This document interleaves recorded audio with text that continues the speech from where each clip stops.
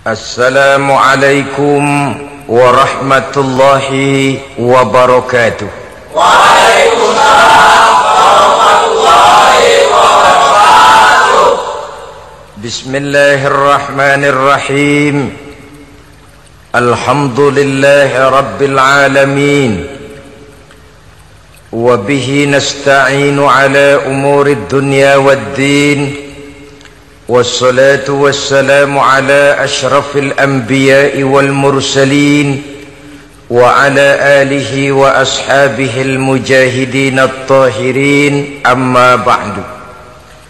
Saudara-saudara kaum muslimin rahimakumullah, pembangunan fisik material yang tanpa diimbangi dengan nilai-nilai agama sering cenderung membentuk manusia yang materialistis. Tolok ukur dan sudut pandang dari segala persoalan hanya terbatas kepada benda yang nyata yang berada di sekitarnya. Akibatnya muncullah pola hidup konsumer yang tujuannya tidak lain adalah prestise, harga diri, kebanggaan, dan kemegahan. Maka terjadilah perlombaan di dalam mengejar sesuatu yang bernama materi. Mereka menyangka bahwa itu semua dapat mengekalkan kebahagiaan, dapat menunjang kehidupan yang langgeng. Ada yang berlomba-lomba mengejar-ngejar harta. Seluruh waktu dalam hidupnya habis untuk mengejar harta. Tidak peduli siang atau malam, sore atau pagi. Sujud tidak lagi sempat, Allah dilupakan dengan agama jauh. Ada yang berlomba mengejar-ngejar pangkat, jabatan, dan kedudukan. Tidak peduli menjilat ke atas, menginjak ke bawah, atau menyikut kiri dan kanan. Bahkan teman pun jadi lawan, lawan pun jadi teman. Bukan soal, yang penting pangkat terkejar. Ada yang berlomba memperbanyak kendaraan, sejak dari jet pribadi, pesawat kapal pesiar, sampai kepada mobil-mobil mutakhir. Ada yang berlomba memperbagus rumahnya, ada yang berlomba memperbanyak istri dan anak-anaknya. Seluruhnya tenggelam di dalam perlombaan yang menurut ukuran mereka akan mendatangkan prestise, kemegahan, dan kebanggaan. Allah Subhanahu wa ta'ala menegur, memberikan peringatan dalam surah yang pendek, yaitu surah At-Takatsur. Alhaakumut takatsur hatta zurtumul maqabir kalla sawfa ta'lamun. Alhaakum ay syagalakum an ta'ati rabbikum. Kamu telah lalai daripada taat kepada Tuhanmu, dan yang menyebabkan kamu lalai itu tidak lain at-takatsur. At-takatsur artinya at-tabahi bi kathrati mata'id dunya, bermegah-megah dengan memperbanyak kesenangan hidup duniawi. Dengan kata lain, berlomba-lomba mengejar kemegahan duniawi telah menyebabkan kamu lalai daripada mengingat, daripada taat kepada Allah Subhanahu wa ta'ala. Apabila orang cenderung materialistis, seluruh kegiatan hidup dikerahkan untuk berlomba memperbanyak materi. Apa namanya harta benda, apa namanya rumah, apa namanya pangkat dan jabatan.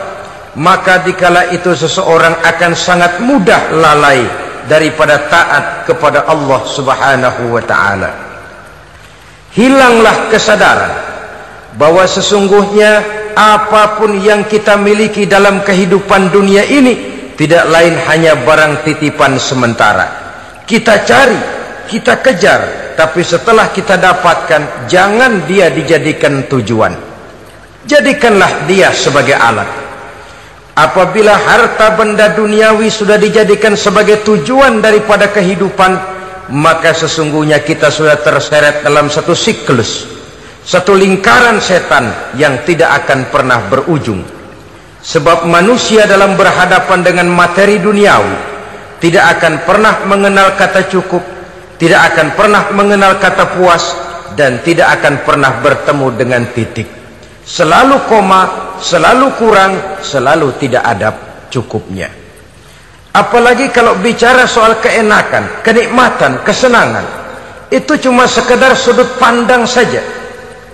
Saudara barangkali kalau menghayal akan berkata, alangkah enaknya jadi menteri, naik mobil empuk ber-AC, kemana-mana disambut.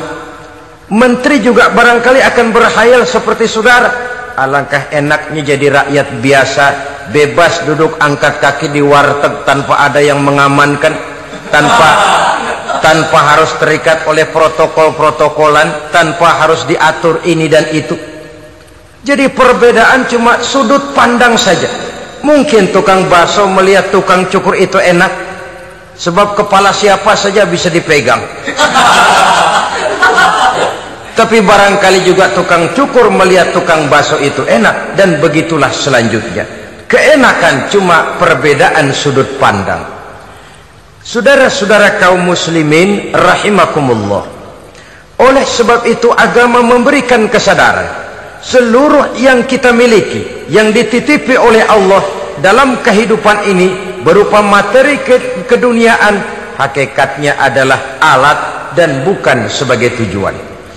Apabila alat sudah kita jadikan tujuan, kita akan terjebak ke dalam satu perlombaan yang justru akan mencelakakan kita sendiri.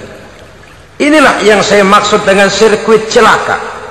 Perlombaan yang hanya membuat kita jerih, payah, keringat bercucuran, tenaga terkuras, tapi tidak akan pernah sampai ke garis finish. Karena memang tidak ada garis finishnya. Betapapun jauhnya satu perlombaan, dia mesti punya garis finish. Tapi kalau sudah at-takatsur, berlomba bermegah-megah diri, maka barangkali tidak akan pernah ada garis finishnya. Kita akan terseret dalam lingkaran setan, berputar di seputar itu tanpa tahu kapan berhenti dan di mana titiknya. Agamalah yang memberikan kesadaran. Alhaakumut takatsur, bermegah-megahan telah membuat kamu lalai daripada taat kepada Allah Tuhanmu. Semua sadar bahwa kita diciptakan tidak lain adalah untuk mengabdi kepada Allah. Nilai pengabdian ini sering lentur, nilai pengabdian ini sering luntur, manakala kita sudah berlomba-lomba, bermegah-megah dengan materi kehidupan dunia. Islam jelas tidak menganjurkan penganutnya jadi orang miskin. Bahkan Imam Ali karramallahu wajhah pernah mengatakan, kemiskinan bisa menyebabkan kekufuran. Ayat yang pertama turun juga kita tahu, Iqra, baca olehmu. Kan seolah-olah Quran cuma tidak langsung saja bilang, hai orang Islam, kamu jangan jadi bodoh. Kebodohan menimbulkan kemiskinan, kemiskinan mendekatkan kita kepada kekufuran. Jadi miskin sama kufur tetangga. Artinya dalam kondisi miskin, kemudi hati itu mudah terombang-ambing. Oleh sebab itu sering kemiskinan umat Islam ini dimanfaatkan oleh orang-orang lain untuk menyebarkan agamanya. Padahal agama adalah soal keyakinan yang tidak mungkin ditunjang dengan supermi, ditunjang dengan beras, pakaian, obat-obatan, beasiswa. Agama adalah soal keyakinan. Keyakinan adalah soal kebenaran, dan kebenaran itu adalah milik bersama. Tujuan diciptakannya manusia tidak lain adalah untuk melaksanakan ibadah. Kalau orang tenggelam dalam perlombaan memperbanyak harta, mempertinggi kedudukan, memperindah segala macam yang sifatnya duniawi, biasanya itu akan membuat dia lalai dari taatnya kepada Allah Azza wa Jalla. Kadang bukan hanya lalai daripada taat, juga sering terjebak kepada maksiat. Karena kalau pola pandang dan tolok ukur sudah benda duniawi semata-mata, sangat tidak mustahil orang lalu terjebak ke dalam prinsip menghalalkan segala cara. Asal sudah tujuan tercapai, cara apapun halal. Akhirat nomor 18. Nah, bukankah memang barangkali kita sejak kecil sudah dilatih untuk materialistis. Umpamanya kita hanya sering dilatih untuk takut kepada yang konkret-konkret saja, takut kepada yang nyata-nyata saja. Seorang ibu kalau menakuti anaknya, aduh nak, kenapa ini kau kerjakan, kalau bapakmu tahu, waduh habis kamu. Ya, kita lihat kalau bapakmu tahu, kalau polisi tahu, kalau hansip tahu, kalau satpam tahu. Tapi jarang seorang ibu menanamkan kepada anak, nak, kenapa ini yang kau lakukan, nak? Bukankah kau tahu Allah lihat, Allah tahu, Allah dengar, Allah, nak? Diajarkan takut kepada yang gaib. Karena kalau takut dia kepada polisi, dia pasti bisa cari tempat lain dong yang polisi kagak lihat. Kalau takut dia kepada satpam, minggir dong ke tempat yang kira-kira satpam nggak lihat. Tapi kalau sudah takut itu terpulang kepada Allah, kepada yang gaib, tidak sejengkal tanah pun yang terhalang dari pengetahuan Allah. Tapi itulah salahnya kita. Sejak kecil anak-anak sudah kita latih untuk takut hanya kepada yang konkret-konkret saja. Akibatnya sampai dia besar melembaga dalam kehidupannya. Dia nyolong, kata temannya, kamu nyolong ya? Iya. Kok nyolong sih? Emang? Kenapa nyolong? Biarin.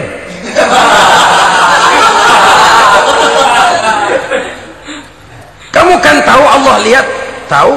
Kenapa nyolong juga? Biarin. Asal orang jangan lihat. Kalau Allah mah lihat, dia kagak ribut. Allah nggak ribut katanya. Nah, ini kan satu refleksi yang timbul daripada kenyataan. Jikalau orang hanya dijejali rasa takut kepada yang konkret-konkret saja, kepada yang zahir-zahir saja, yang akan tumbuh lalu mental kucing, sopan, tenang, kalem, ayem, nggelenggem. Kalau ada orang, sedikit orang meleng, kucing kelihatan watak aslinya. Saudara-saudara kaum muslimin rahimakumullah, oleh sebab itulah maka agama lewat surah yang kita bicarakan pada pertemuan ini memberikan peringatan. Kala, jangan begitu dong. Kamu boleh mencari dunia, silahkan cari harta yang banyak, cari pangkat yang tinggi, tapi jangan itu membuat kamu lalai daripada taat terhadap Allah subhanahu wa ta'ala. Jangan karena keinginan mendapat harta yang sebanyak-banyaknya lalu melakukan segala macam cara asal tujuan tercapai. Itu sudah membuat kita lalai. Jangan karena ingin mengejar kedudukan yang tinggi lalu jilat atas injak bawah, nggak mempan jilat, dukun dipakai.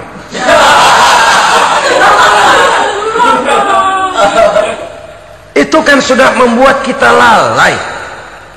Nanti kalau berhasil, wah, dukun kita paten. Tapi kalau gagal, dukun sialan, kagak mantu. Hilanglah Allah dalam kehidupan kita. Makin materialis, dan perlombaan ini membawa kita kepada kecelakaan. Kala, sekali-kali jangan begitu. Berlomba boleh, cari uang yang banyak, tapi setelah uang didapatkan, jadikan dia sebagai alat, jangan dijadikan sebagai tujuan. Saudara, bekerjalah yang giat, carilah uang, tapi setelah dapat ajak ngomong tuh duit. Bagaimana ajak ngomongnya? Gini, duit, setengah mati gue nyari lo duit lo. Sore, pagi, siang, malam, peras keringat, banting tulang kaki jadi kepala, kepala jadi kaki, nyariin lo duit. Sekarang kamu sudah saya dapatkan, kamu milik saya duit. Karena kamu milik saya, jadilah kamu budak saya. Jangan saya yang jadi budak kamu. Ini idealnya. Kamu harus jadi budak saya, jangan saya yang jadi budak kamu. Nyatanya kan ada orang nyari duit, setelah duitnya banyak dibudakin oleh duit. Dia sendiri tidak bisa merasakan kesenangan daripada duitnya, konon lagi orang lain. Mau ke pasar ngitung 16 kali.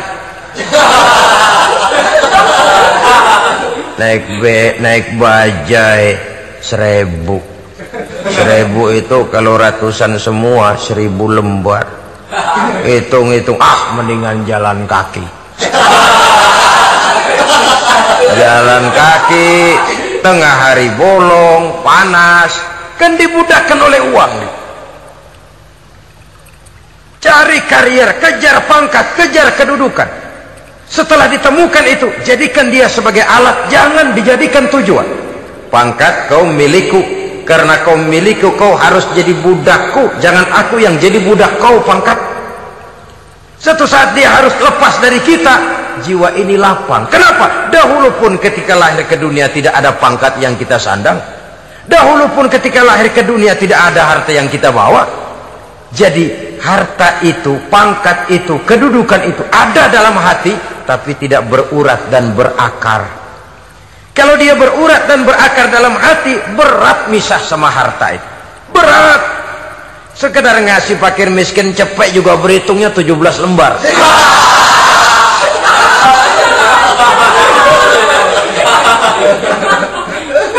Dengar di kantornya mau ada mutasi, pindah dia dari tempat basah ke tempat kering, baru berita burung udah meriang duluan. Ini nanti bagaimana, itu nanti bagaimana, ini nanti bagaimana.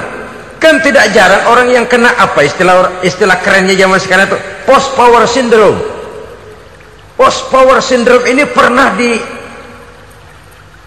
oleh Nabi. Kata beliau, irhamu salasatan minan nas, sayangilah 3 macam manusia.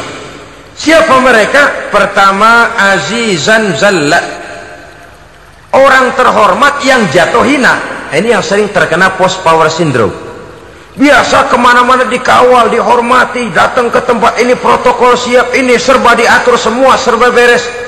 Begitu jabatan selesai atau pensiun, habis orang gak indah-indah. Dia lihat orang diemin aja, orang diemin, orang tonton. Ini kalau nggak kuat mentalnya, itu kena post power syndrome. Akibatnya ya bisa jantungan, bisa lever, bisa darah tinggi.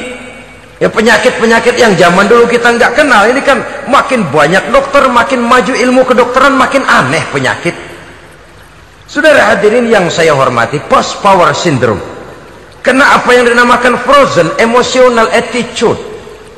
Tidak kuat menghadapi kenyataan. Azizan zalla, orang terhormat yang jatuh hina, itu sangat perlu dikasihani. Yang kedua, ghaniyan qad iftaqara, orang kaya jatuh miskin. Ini juga sama. Biasa hidup apa ada, serba ada, lalu harus hidup apa adanya. Ini kalau kurang-kurang kuat benar-benar membleh.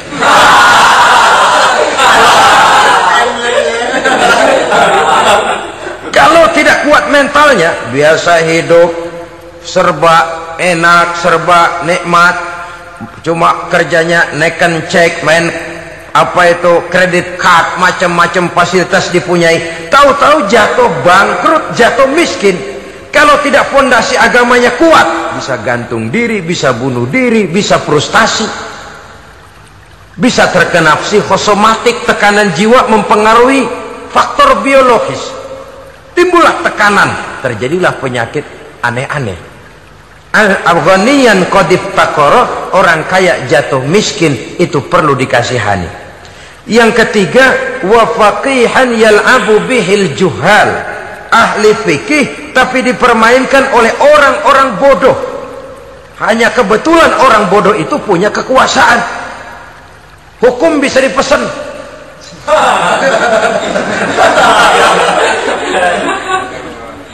Aturannya haram, Ustaz, ada haram dikit aja dah.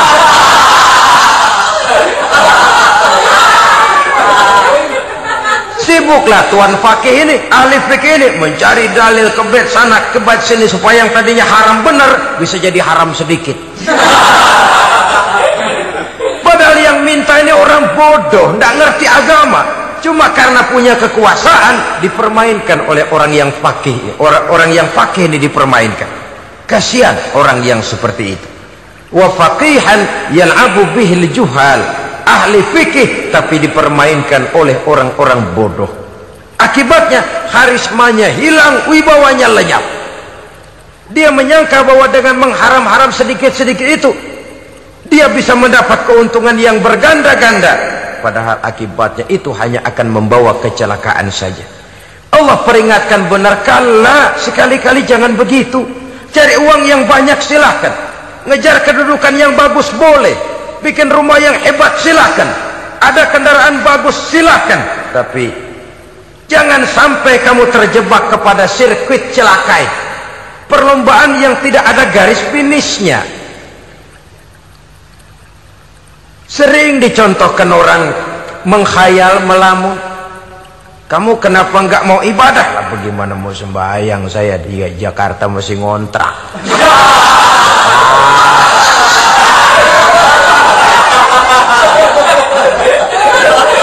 Bingung, tiap akhir tahun kontrakan habis. Kalau punya rumah sendiri walaupun kecil-kecilan, tenanglah saya ibadah. Baiklah, oleh Allah diberikan rezeki, bisa bikin rumah walaupun kecil-kecilan. Sudah punya rumah sendiri, belum juga ibadah, apalagi mulur lagi. Habis bagaimana mau sembahyang, rumah kecil banget. Pinggir kali, asal hujan bocor ya.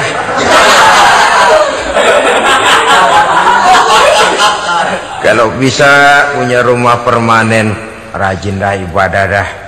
Iyalah, diberikan rezeki, bisa bikin rumah besar, kamarnya banyak, halamannya luas, kendaraan belum ada, perabotan belum lengkap. Sudah ada kendaraan, belum kayak orang-orang. Sudah kayak orang-orang, masih sama dong, kudu di atas. Kapanlah selesainya? Kala, sekali-kali jangan begitu. Jangan kamu mengumpulkan harta bermegah-megah membuat kamu lalai dari taat kepada Tuhanmu. Engkau tinggalkan rukuk dan sujud, engkau jauh dari masjid, engkau kering dari kehidupan beragama. Sebab itulah maka pembangunan fisik material tidak bisa dipisahkan dengan pembangunan mental spiritual. Tidak hanya cuma dalam teori, tapi juga harus dalam praktek. Selalu pembangunan yang hanya mengarah kepada fisik material, jauh dan kering dari agama, hanya akan melahirkan manusia-manusia materialistis yang terjebak di dalam sirkuit celaka, perlombaan yang tidak pernah mengenal garis finish. Sebab itu agama mengajarkan, orang kaya itu siapa sih? Yang banyak duit? Belum tentu. Yang kebunnya di mana-mana ngebelatak? Belum tentu. Yang pabriknya selebar-lebar? Belum tentu. Yang punya segala macam peternakan, dari peternakan gajah sampai peternakan kutu?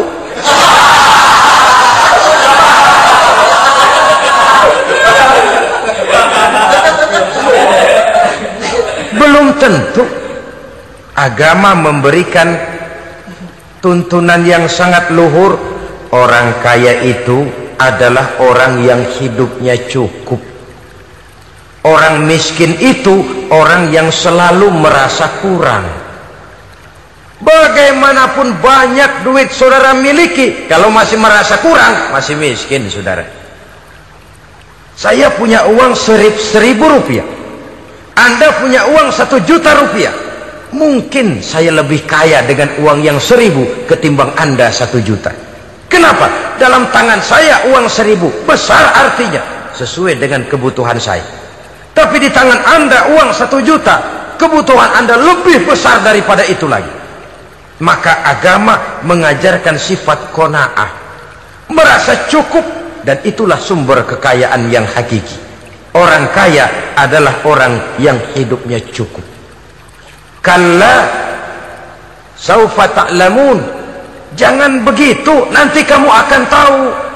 Summa kalla saufa ta'lamun, jangan sekali-kali begitu, suatu saat kamu pasti akan tahu. Kalla law ta'lamuna ilmal yaqin thumma latarawunnaha 'ainal yaqin thumma latus'alunna yawma idzin 'anin na'im. Nah, kapan perlombaan ini akan menyadarkan orang? Biasanya hatta zurtumul maqabir, sampai kamu dekat ke liang kubur. Itu biasanya kalau istilah orang sekarang baru ngeh. Asal sudah napas sampai tenggorokan disambung dengan selang, sudah Senin Kemis dibantu dengan alat picu jantung, gerak gerak gerak gerak, sudah kayak orang mau gergaji kayu. Dikala itu barulah sadar orang biasanya. Dan kesadaran semacam itu kesadaran yang terlambat, kesadaran ala Fir'aun. Fir'aun selagi hidup diajak beriman dan nehi aja.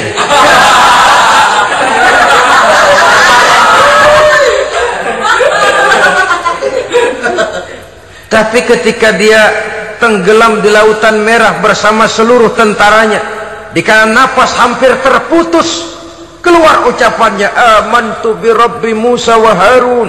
Aduh, kalau begini mah saya juga percaya kepada Tuhannya Musa dan Harun. Saya beriman kepada Allah.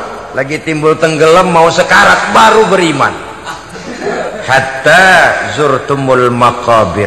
Kamu telah lalai dari sebab bermegah-megah sampai kamu masuk ke liang kubur, dekat ke liang kubur. Kalimat zurtum di sini menjelaskan bahwa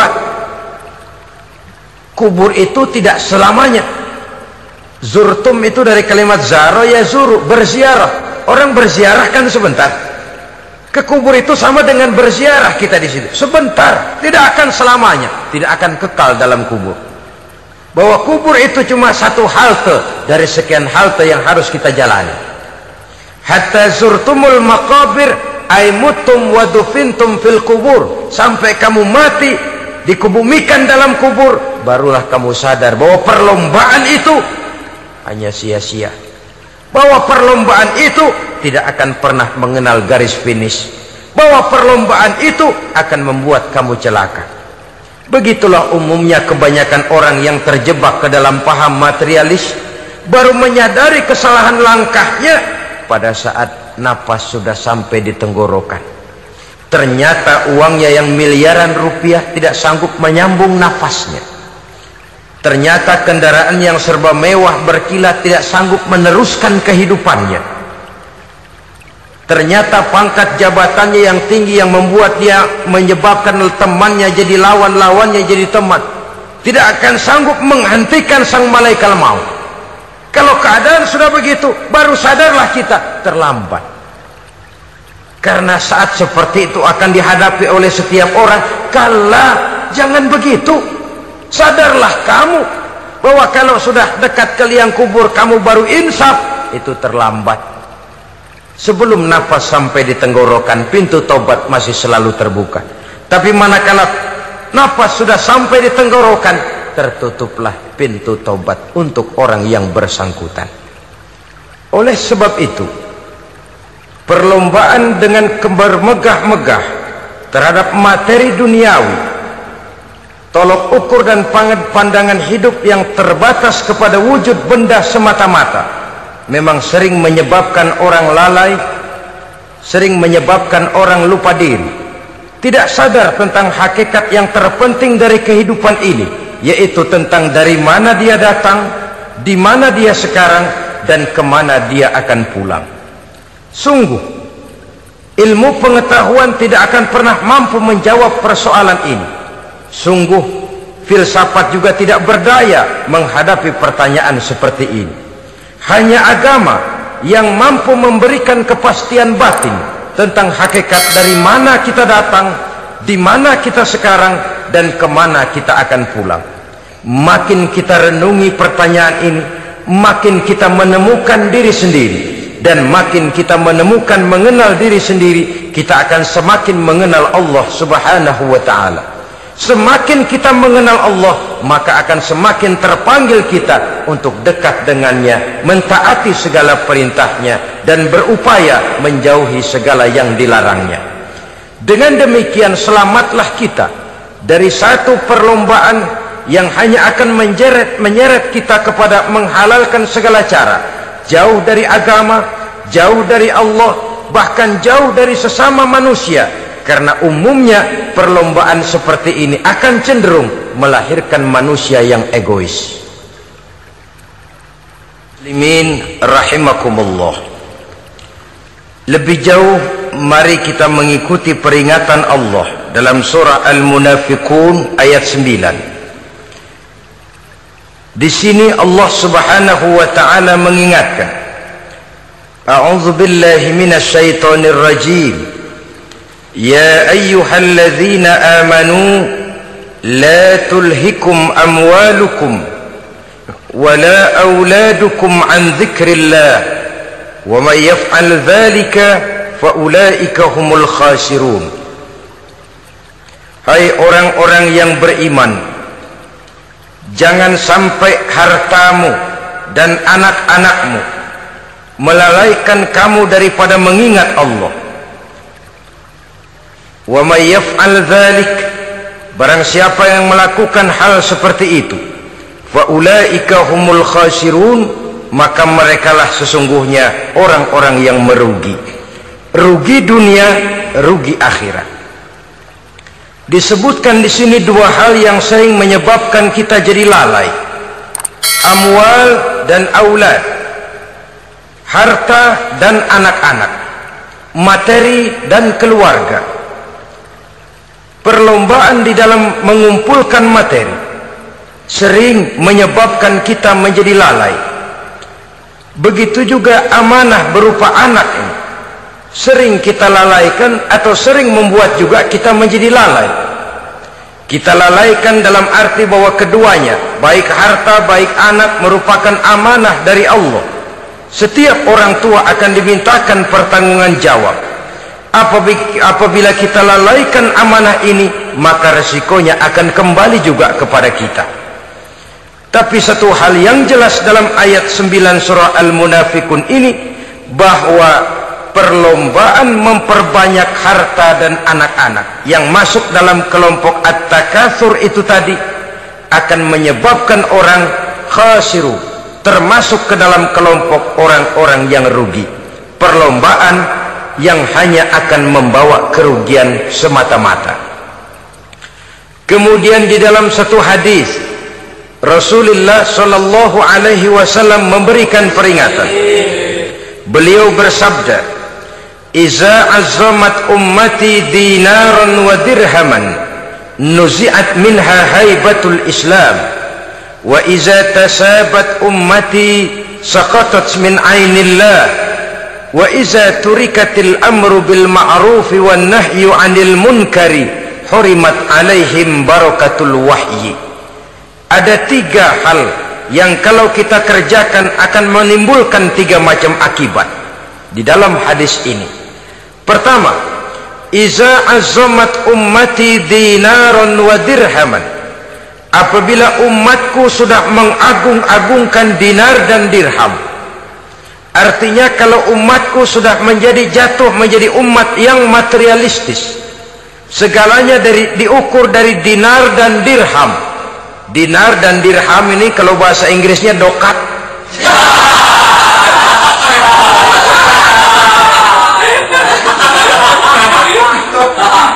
Segalanya diukur dari segi dinar dan dirham saja. Nuzi'at minha haibatul Islam, akan dicabutlah kehebatan Islam dari mereka. Memang ada kalanya kita berkata bahwa tanpa uang kita tidak bisa berbuat apa-apa. Tapi kalau itu dijadikan landasan dari segala sesuatu, itu yang dijadikan ukuran, itu yang dijadikan tujuan, kita hakikatnya sudah gagal sebelum melangkah. Apapun saja profesi kita, apabila sudah menjadi pendewa dinar dan dirham, akan hilanglah kehebatan Islam, akan dicabut kehebatan Islam itu.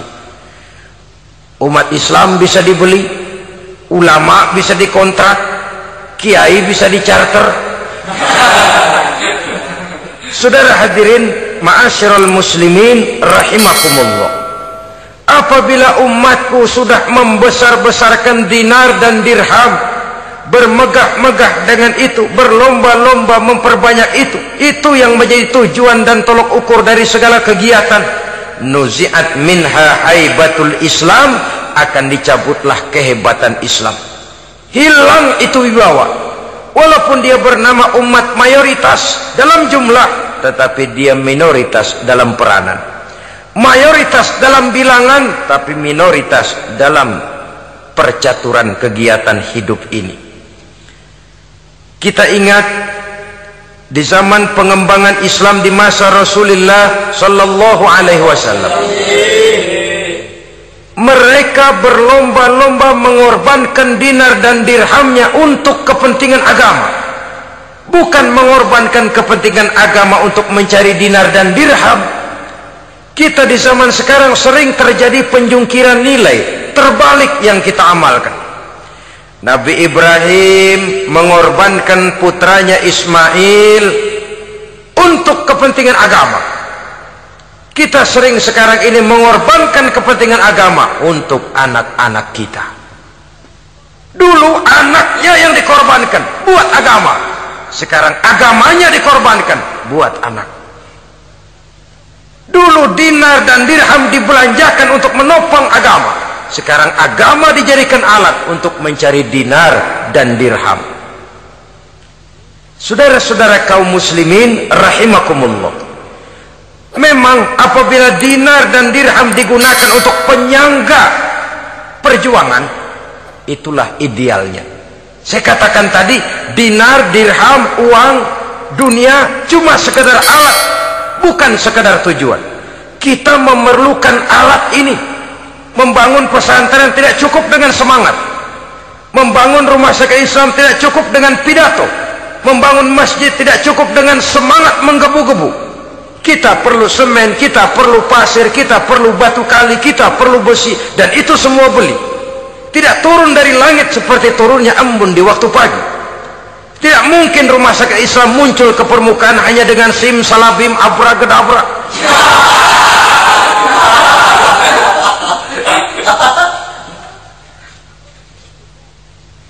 Oleh sebab itu, saya bersyukur kecenderungan belakangan ini pengajian-pengajian akbar di berbagai tempat tidak hanya sebagai ajang untuk menanamkan akidah, membina ukhuwah, tapi juga menjadi sarana di mana kita mengumpulkan dana, menghimpun potensi umat, menginventarisir potensi untuk kepentingan pengembangan daripada agama. Meskipun ada satu dua orang yang salah paham tentang ini, sampai kemudian saya mendapat satu merek yang cukup tidak enak untuk didengar, mengkomersilkan pengajian katanya, karena memang ada pengajian yang menggunakan sistem karcis, sebenarnya juga tidak etis. Undangan berikut infak yang seluruh hasilnya digunakan buat kepentingan agama, apakah itu rumah sakit, apakah itu madrasah, apakah itu masjid, dan satu sen pun saya tidak menuntut bagian dari itu. Saya malah berprinsip sepanjang saya masih laku untuk dijual dan itu memang buat kepentingan agama, persilahkan jual saja, asal buat masjid, pesantren, madrasah, rumah sakit Islam, kegiatan syiar dan dakwah, silakan. Tapi kalau sudah dijual buat kepentingan pribadi, memperkaya diri sendiri, tentunya dunia akhirat sulit untuk ridho kepada tingkah laku yang semacam itu. Kita memerlukan dana, umat di daerah membangun memerlukan dana, dan dana itu tidak hanya datang begitu saja.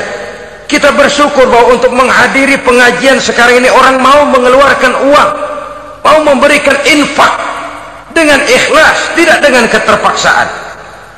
Kenapa tidak? Sehingga ini lalu diinventarisir untuk kepentingan pembangunan agama. Ratusan juta rupiah terkumpul dari pengajian-pengajian rutin ini, pengajian-pengajian akbar ini. Puluhan masjid terbantu, rumah sakit Islam terbantu, musola selesai. Ya walaupun tidak lalu semuanya beres, tapi gemaknya itu sudah cukup menyentuh untuk menyadarkan orang bahwa harta baru kekal kalau dia sudah dibelanjakan di jalan Allah. Nah, yang celaka kalau dinar dan dirham itu yang dijadikan tujuan.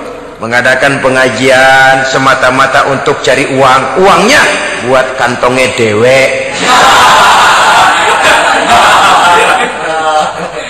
Itu yang membuat dicabutnya kehebatan Islam itu.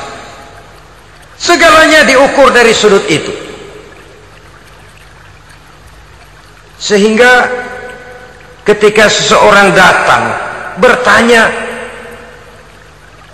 tentang hal-hal yang berkaitan dengan ini, maka hal semacam ini sesungguhnya satu nikmat yang perlu kita syukuri sepanjang menginventarisir potensi umat benar-benar digunakan buat kepentingan daripada agama kita. Jadi peringatan tegas dari Nabi ini, iza azzamat ummati dinaron wa dirhaman nuzi'at minha haibatul Islam. Apabila umatku sudah mengagung-agungkan dinar dan dirham, maka akan dicabutlah kehebatan Islam dari tengah-tengah mereka. Remeh saja orang memandang kita, enteng saja orang memandang kita. Satu. Yang kedua, peringatan Nabi, wa iza tasabat ummati saqatat min ainillah. Apabila umatku sudah saling mencaci maki, apabila umatku sudah saling berbantah-bantahan, saqatat min ainillah, jatuhlah mereka dalam pandangan Allah. Kalau sesama umat ini sudah saling menjelekkan, apakah yang menjelekkan itu lebih bagus dari yang dijelekkan di hadapan Allah? Dua-duanya sama rendahnya. Pribadi saya mungkin puas kalau saya bisa menghantam saudara di depan umum, menjelek-jelekkan nama saudara. Tapi lebih baikkah saya dalam pandangan Allah? Sama rendahnya dengan orang yang saya jelekkan. Itu pun kalau yang dijelekkan benar-benar jelek. Kalau cuma sekedar fitnah, wah, lebih celaka lagi nasib si orang itu tadi. Ini artinya menyadarkan kita bahwa umat ini sudah diikat dengan akidah. Beraneka ragam kita, tapi harus ada kebersamaan. Berbeda kita, tapi harus satu, sebagai satu ummatan wahidah, satu umat yang satu. Oleh sebab itu, persamaannya lah yang harus kita angkat ke permukaan, bukan perbedaannya yang kita perbesar. Sudah datang waktunya umat Islam bangun dari tidurnya, jangan lagi dibuai oleh irama mayoritas. Sudah lewat masanya kita bertengkar karena persoalan-persoalan kecil yang tidak prinsip. Sudah datang waktunya umat Islam bersatu, menyusun saf yang lebih lurus, oleh karena ia dihadapkan kepada tantangan-tantangan yang tidak semakin ringan. Kalau kita bertengkar dengan kita, kalau kita saling mencaci sesama kita, bukankah Yahudi tepuk tangan? Bukankah Nasrani menari-nari? Bukankah pihak ketiga akan menangguk di air keruh? Dan kerugian akan terpulang kepada kita semua. Tapi inilah realita, bahwa yang kita hadapi ini sesungguhnya musuh kita di luar kita, bukan di dalam kita. Apakah itu kemiskinan, kebodohan, maksiat, munkarat, ketidakadilan, kezaliman, kesewenang-wenangan, dan lain sebagainya. Yang musuh jadikan musuh, yang teman mari kita rangkul. Jangan terbalik, teman dimusuhi, musuh malah dirangkul. Maka berpesta poralah musuh-musuh Islam ini. Saudara-saudara kaum muslimin rahimakumullah, Nabi memperingatkan dengan tegas, wa iza tasabat ummati saqatat min ainillah. Jikalau umatku sudah saling mencaci maki, sudah saling berbantah-bantahan, jatuhlah mereka dalam pandangan Allah. Satu ayat menjelaskan, jangan sebagian kamu meremehkan, yaskhar, mengecilkan, menganggap enteng orang lain. Boleh jadi yang dihina, diremehkan, dianggap enteng itu nilainya lebih bagus daripada yang menganggap enteng. Hakikat segala sesuatu itu cuma kembali kepada Allah. Di sanalah penilaian finalnya. Manusia hanya melihat yang zahir. Makin banyak harapan hidup ini kita gantungkan kepada manusia, makin banyak kita harus bersiap untuk kecewa. Saudara-saudara kaum muslimin rahimakumullah. Kemudian yang ketiga peringatan dari baginda Nabi, wa iza turikatil amru bil ma'rufi wan nahyu 'anil munkari hurimat 'alaihim barakatul wahyi. Apabila amar ma'ruf dan nahi munkar telah ditinggalkan, maka akan hilanglah keberkahan wahyu, akan hilanglah keberkahan Quran, akan sirnalah keberkahan agama. Amar ma'ruf dan nahi munkar ditinggalkan, artinya di tengah masyarakat sudah tidak ada lagi yang menyerukan ini baik, ini tidak baik, ini halal, itu haram. mari kita sholat, mari makmurkan taklim, santuni yatim piatu, makmurkan masjid. Seruan ke arah itu tidak lagi terdengar. Sementara tinggalkan judi, tinggalkan minuman keras, jauhi zina, seruan semacam itu pun tidak lagi terdengar. Maka hilanglah keberkahan wahyu itu. Karena amar ma'ruf dan nahi munkar merupakan bagian daripada ajaran agama kita. Menjadi sponsor dari segala macam kebajikan dan menjadi penghalang daripada segala macam kemunkaran sesuai dengan batas kemampuan yang kita miliki masing-masing. Nah, saya kembali kepada persoalan pokok di awal pembicaraan tadi. Bagaimana jalan keluarnya? Jalan keluarnya tidak lain adalah upaya. Bagaimana kegiatan yang sifatnya fisik material ini diimbangi dengan kegiatan yang bersifat mental spiritual. Upaya menghidupkan majelis-majelis taklim, upaya memakmurkan masjid-masjid sebagai laboratorium rohani untuk mewujudkan keseimbangan dalam pola pikir yang akan berlanjut dalam gerak hidup yang kemudian akan tertuang dalam segala perbuatan manusia. Apabila sudah terwujud kepincangan dalam pola pikir, akan pincanglah caranya bertindak dan berbuat, akan pincanglah pandangan hidupnya, akan pincanglah orientasinya di dalam kehidupan ini. Oleh karena itu, Islam dalam berbagai aspek kehidupan mengajarkan sistem keseimbangan. Mencari harta boleh, tapi tidak boleh keluar dalam kerangka fastabiqul khairat. Berlomba-lomba silakan, tapi untuk kebaikan, bukan untuk bermegah-megah, bukan untuk menumbuhkan gengsi, bukan untuk meninggikan prestise dan harga diri, tapi fastabiqul khairat, berlomba-lomba di dalam mengejar kebajikan, di dalam menyebarkan kebaikan. Bukan sekedar berlomba-lomba, tapi tolong menolong, bantu membantu.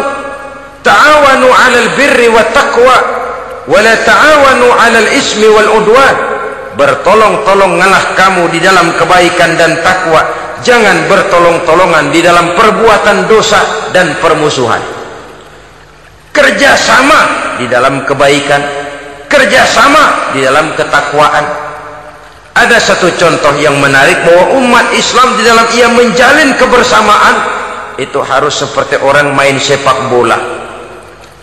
Saudara lihat, orang main sepak bola, kalau pertandingan belum dimulai, silakan kumpul di luar lapangan, atur strategi yang baik. Tapi kalau pertandingan sudah dimulai, turun ke lapangan hijau, jangan kumpul terus. Masa ada sepak bola gotong royong, groyok ke sana, groyok ke sini, ya kalah terus. Harus ada yang jadi penyerang tengah, kan begitu toh sepak bola.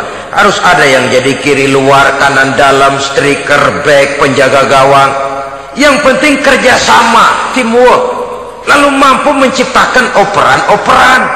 Yang jadi back jangan ngiri sama yang jadi penyerang tengah. Jangan hasut, sebab bagaimanapun juga andai kata si penyerang tengah berhasil menjaringkan bola ke gawang lawan, kan kemenangan bukan kemenangan satu orang, kemenangan satu kesebelasan, kemenangan satu tim. Ini yang sering terjadi, back ngiri sama penjaga gawang, lalu penjaga gawang ngiri sama penyerang tengah, penyerang tengah ngiri sama kiri luar. Ya kapan mau menggolkan ke gawang lawan? Kita ini satu kesebelasan, posisi boleh berbeda. Umat Islam itu harus ada yang jadi camat, lurah, bupati, gubernur, menteri, jadi jenderal, jadi konglomerat, jadi pengusaha, jadi teknokrat. Yang penting kerjasama, teamwork, mampu menciptakan operan-operan yang akurat. Diego Armando Maradona, enggak pakai dia, enggak, itu katanya maha bintang, gagah, hebat, bintang lapangan hijau. Kapan Maradona hebat? Kalau ditunjang oleh 10 temannya yang lain, merupakan satu kesebelasan. Bagaimanapun hebatnya Diego Armando Maradona, kalau dia sendirian lawan satu kesebelasan, remek.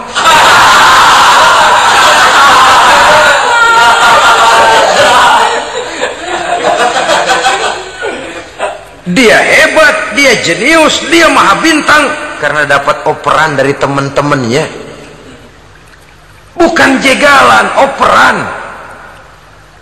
Jadi oleh sebab itu bagaimana kita menciptakan operan-operan akurat yang akan melahirkan kebersamaan di tengah-tengah umat. Artinya satu contoh saja, misalnya seorang pengusaha besar, oleh karena kesibukannya di dunia bisnis tidak perlu jadi ketua pembangunan musola, tapi kalau ada musola belum selesai, operan. Operannya itu yang penting. Apa yang dioper itu? Semen, apa batu kali, apa besi, yang penting operan. Operannya akurat. Kadang-kadang ada terjadi juga frustasi ngelihat lawan kesebelasannya terlalu kuat, ngoper ke gawang sendiri. Jebol. Kan sering terjadi begitu. Muslim didukung oleh umat Islam, ketika punya posisi menguntungkan malah mempersulit Islam. Ini kan ngoper ke gawang sendiri, bunuh diri namanya. Boro-boro jebolin gawang lawan, asal jangan bunuh diri juga lumayan. Jadi kalau saja kita mampu menciptakan kebersamaan seperti ini, baju boleh berbeda, seorang muslim boleh dibungkus baju ABRI, boleh dibungkus baju dokter, boleh dibungkus baju teknokrat, boleh dibungkus baju konglomerat, sekedar baju. Tapi kalau terbukalah baju itu, kelihatan dadanya, terbersit nilai imannya, meresap sampai ke tulang sumsumnya, dan pada saat Islam dikuti-kuti, akan timbul kecintaannya, akan timbul, saya muslim dan saya bangga dengan Islam saya muslim dan saya mau berbuat untuk Islam saya muslim dan saya siap mati untuk Islam saya. Dengan baju apapun dia terbungkus, kalau roh, jiwa dan semangat semacam ini tertanam, saya yakin kita umat Islam akan mampu berbuat lebih banyak dengan mewujudkan operan-operan akurat yang sangat diharapkan oleh umat itu tadi. Oleh sebab itu, saudara-saudara kaum muslimin rahimakumullah, baju boleh berbeda, bendera boleh beraneka warna, tapi jikalau bernama muslim, persamaannya yang dicari, jangan perbedaannya yang diperbesar. Nilai persaudaraan yang diikat dengan akidah semacam inilah yang banyak dicari orang, yang banyak menyebabkan orang masuk Islam. Di mana masjid kelihatan benar sebagai simbol kehidupan demokrasi dalam menciptakan ukhuwah, wawasan ukhuwah ini.